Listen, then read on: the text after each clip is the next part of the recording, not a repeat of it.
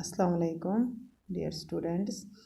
हम class 5th का chapter number 7 पढ़ रहे हैं, फर्स्ट एड। इसमें हमने बर्न्स के बारे में, हीट स्ट्रोक और ब्लीडिंग नोज़ के बारे में पढ़ा कि अगर किसी के साथ ये सब हादसे हों तो हमें उनको क्या फर्स्ट एड देनी चाहिए। तो आज 14 जुलाई है। आज हमने क्या पढ़ना है, इंसेक्ट बाइट, पेज नंबर 66। चलिए हम आज का टॉपिक स्टार्ट करते हैं। Insects like a bee, a wasp, etc. are commonly found around us. These insects sometimes sting us, which can be very painful. Sometimes a sting can cause swelling in that part of the body. What should we do in such a situation?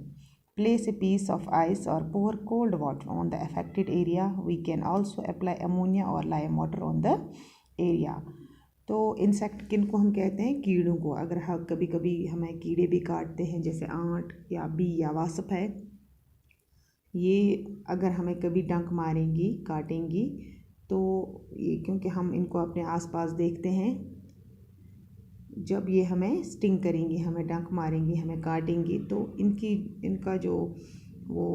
इनकी sting से हमें जो वो pen होती है वो बहुत ज़्यादा ख़तरनाक होती है। तो इससे क्या होता है कि जिस जगह से ये हमें काटती है वहाँ पे स्वेलिंग होती है, वो जगह हमारी फूल जाती है। तो हमें क्या करना चाहिए ऐसी सिचुएशंस में? अगर कभी कभी हमें कोई इंसेक्ट काटेगा तो उस हालत में हमें क्या करना चाहिए?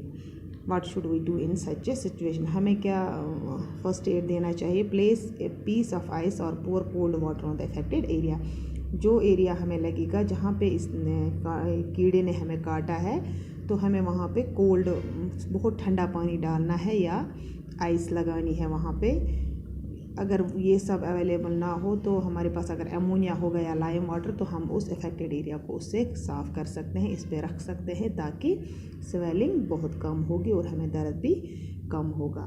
और यहाँ पे एक लाइन और लिखी है, we should not tease insects, it is only when we tease them they usually sting us. हमें इन इंसेक्ट्स को तंग नहीं करना चाहिए। ऐसा तभी होता है अगर हम इन इंसेक्ट्स को, इन कीड़ों को तंग करेंगे तो ये हमें काटते हैं। उसके बाद है wounds. Very often while playing we hurt ourselves on knees, ankles, elbow etcetera. What should we do in a such situation? अक्सर हम जब खेलते हैं तो हमें लगती है या घुटनों पे या एंकल्स पे, टखनों पे या एल्बोज़ पे। तो इन सारी जगहों पे जब हमें चोट लगती है तो इनका वो जो ज़ख़म है वो थोड़ा गहरा हो जाता है। तो ऐसी सिचुएशंस में जब हमें ऐसे खेलते खेलते कभी चोट लगेगी घुटनों पे या टखनों पे या एल्बोज़ पे, तो हमें क्या करना चाहिए? Wash the wound with clean water, then clean the wound with an antiseptic lotion. सबसे पहले हमें वो जगह साफ़ करनी है जहाँ हमें ज़ख़म लगा हो, साफ़ पानी से हमें वो साफ़ करना चाहिए। उसके बाद वहाँ पे एंटीसेप्टिक सोल्यूशन लगानी चाहिए। Do not apply any oil और ग्रीस ऑन द वाउंड। हमें वहाँ पे तेल या कोई और चीज़ नहीं लगानी चाहिए जहाँ पे ज़ख़म लगा हो, क्योंकि इससे इन्फेक्शन और भी ज़्यादा बढ़ जाएगा। तो हमें सिंपल वो एरिया साफ़ करना है जहाँ पे हमें लगी है, साफ़ पानी से इसको अच्छी तरह से साफ़ करना है। उसके बाद एंटीसेप्टिक सोल्यूशन लगाना है। ये हमें वाउंड्स के लिए है फर्स्ट एड। उसके बाद है sprain. Sometimes when we run very fast और when our foot twists, it can cause a sprain. कभी कभी ऐसा होता है, हम जब दौड़ते हैं बहुत तेज़ तो हमारे जो पैर है वो मुड़ जाते हैं, it can cause a sprain. इससे हमें स्प्रेन होती है, समझो कि मोच आती है। तो ये कैसे होता है? It happens because of A tier in the muscles. ये हमारी जो मसल होते हैं वो फट जाती है, इससे होता है कि हमें स्प्रेन हो जाता है। The affected area can be very painful. फिर जब जिस एरिया पे हमें स्प्रेन होगा वो बहुत दर्दनाक होता है। There can be swelling also, और वो वहाँ पे भी हमें स्वेलिंग होती है। अगर हमारा पैर मुड़ जाए या हाथ मुड़ जाए, जो भी एरिया हमारा मुड़ जाएगा, तो वहाँ पे क्या होती है? स्वेलिंग होती है। तो इन सच सिचुएशंस हमें क्या करना चाहिए? Give sufficient support to the affected area, specially hands and legs. हमें सपोर्ट के ज़रिए इन एरियाज़ को,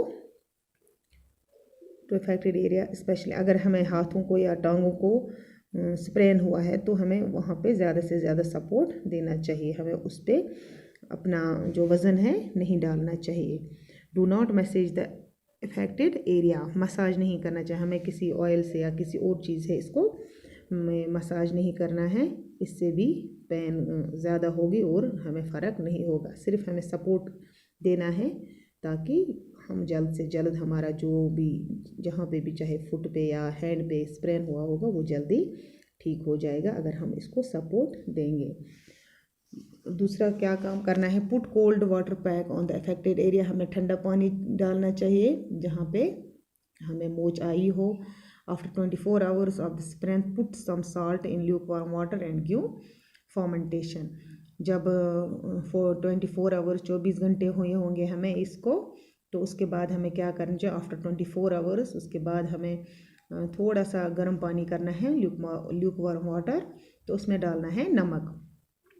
उसके बाद इसको आराम से फर्मेंटेशन करनी है, यानी कि टकोर करना है।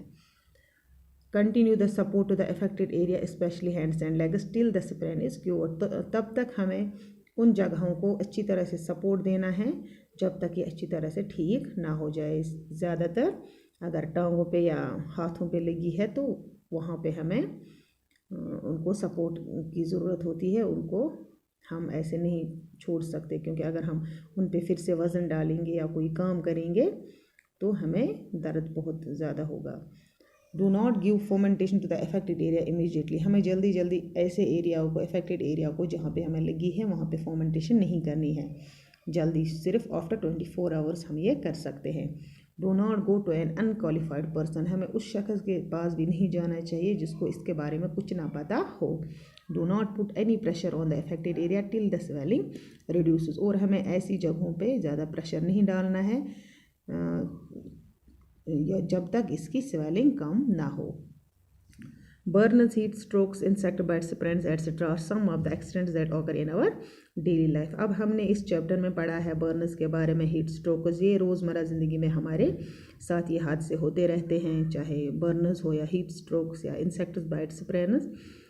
We must take some precautions to avoid accidents, इसके लिए हमें क्या करना चाहिए कि ये हादसे कभी भी कहीं भी हो सकते हमारे साथ, तो इनके लिए हमें प्रिकॉशंस लेनी चाहिए। क्या क्या करना चाहिए, सबसे पहले do not try to put a pencil और eraser into your nose, ear और mouth. Do not put coins marbles into your mouth, these can stuck in your throat. हमें क्या करना चाहिए, हमें पेंसिल या इरेजर से अपनी नाक को, कान को या मुंह को छेड़ना नहीं चाहिए कि इससे भी हमें जख्म लग सकते हैं।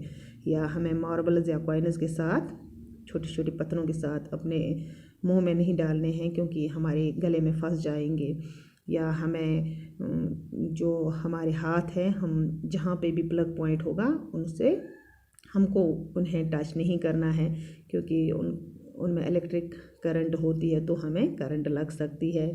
या हमें जहाँ पे भी तार नंगी होगी तो उसको टच भी नहीं करना चाहिए। सम प्रिकॉशन से अगर हम ये एहतियात बरतेंगे तो हमारे साथ ये हादसे बहुत कम होंगे। Do not touch naked wires, हमें तारों के साथ ज़्यादा जहाँ पे नंगी होंगी तारें तो वहाँ पे उनको टच नहीं करना चाहिए। Do not play with scissors, knives, screws, drives etcetera, जो भी शार्प चीज़ें होती है जैसे कैंची या ब्लेड होता है या नाइफ़ होती है, चाकू होता है, ये सब चीज़ें हमें इनके साथ ज़्यादा खेलना नहीं चाहिए। इनको अपने मुंह के साथ इनके या अपने मुंह में नहीं डालना चाहिए, इससे भी हमें कट लग सकता है। Do not work on A gas stove in the absence of an adult, हमें अपने किचन में गैस स्टोव के साथ ज़्यादा काम नहीं करना चाहिए, यानी कि हमने गैस स्टोव को नहीं जलाना चाहिए जब तक कोई बड़ा वहाँ मौजूद ना हो। या हमें जो मैच स्टिक्स होती है, माचिस की तीली या कैंडल्स, उनके साथ भी हमें खेलना नहीं चाहिए, इससे हमें बर्न मार्क्स लग सकते हैं। और हमें ट्रैफिक रूल्स जो है वो फॉलो करने चाहिए, अगर हम नहीं करेंगे तो हमारे साथ एक्सीडेंट्स होंगे अगर हम ट्रैफिक रूल्स फॉलो नहीं करेंगे। When an accident happens only first aid is not enough, क्योंकि जब भी हादसे होते हैं, कोई भी एक्सीडेंट अगर रोड पे होगा तो सिर्फ फर्स्ट एड काफ़ी नहीं होता, क्योंकि कभी कभी एक्सीडेंट्स बहुत बड़े भी होते हैं, हमें तब उनको जल्दी जल्दी पेशेंट्स को कहाँ लेना चाहिए, हॉस्पिटल, वरना वो मर भी सकते हैं। तो इसी के साथ हमारा जो ये चैप्टर है फर्स्ट एड ये ख़त्म हो गया। Thank you.